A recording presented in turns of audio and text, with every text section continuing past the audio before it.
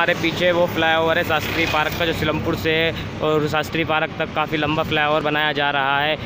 इस काम को तकरीबन 1.5 साल हो चुका है। इसमें काफ़ी दिक्कतों का सामना भी करना पड़ रहा है।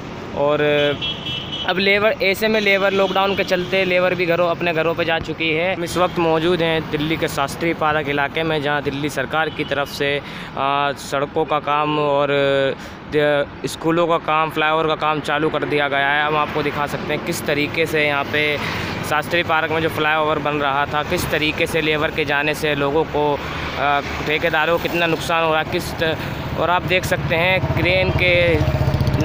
क्रेन के चलते ये कंक्रीट की जा रही है कॉलमों में, और राफ्ट डल रही है। आप देख सकते हैं लेबर की कमी होने की वजह से, जो लेबर लोग अपने अपने घर जा चुके हैं, उनकी कमी की वजह से ये देखो किस तरीके से यहाँ पे कंक्रीट का काम चल रहा है।